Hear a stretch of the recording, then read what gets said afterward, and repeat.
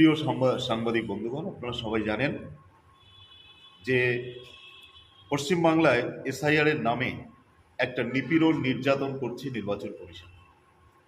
এটা এসআইআর নয়।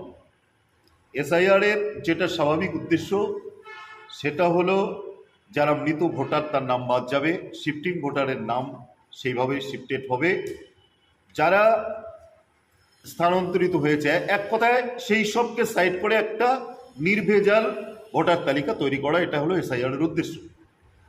অথচ আপনারা দেখছেন যে সারা পশ্চিমবাংলায় 60 লক্ষ বৈধ নাগরিককে তারা বাদ দিয়ে দিয়েছে। যেটা শুভেন্দু অধিকারী, সুকান্ত মজুমদার, অমিত শাহ যে ভাষায় কথা বলতো মুসলিমদের বিরুদ্ধে, একই ভাষা কাজের মাধ্যমে প্রয়োগ করছে নির্বাচন কমিশন।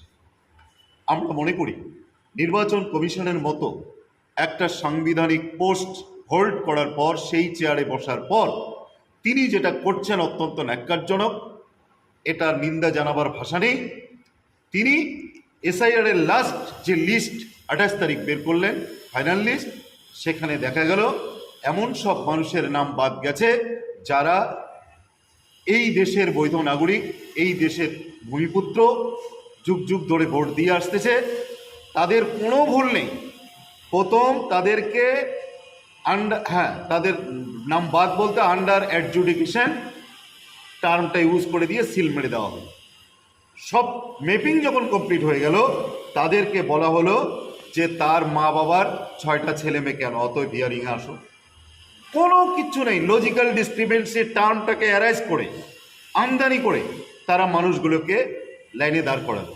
লাইনে যখন দাঁড় করালো, ভোটার কার্ড, আধার কার্ড, জন্ম সার্টিফিকেট, স্কুল সার্টিফিকেট, পাসপোর্ট থেকে শুরু করে কাস্ট সার্টিফিকেট, এমন 8টা 9টা ডকুমেন্টস, 13টা ডকুমেন্টসের মধ্যে 9টা ডকুমেন্টস সাবমিট করার পর সেই ব্যক্তি কি করে আন্ডার অ্যাডজুডিকেশন হয়?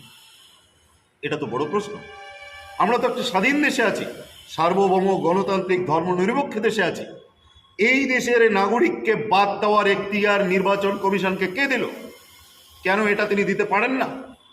আজকে কুচবিহার জেলায় 2,38,000 ভোটারকে, 2,38,000-এর উপরে ভোটারকে বাদ দেওয়া হয়েছে। তাদের মধ্যে 90% মুসলিম ধর্মাবলম্বী।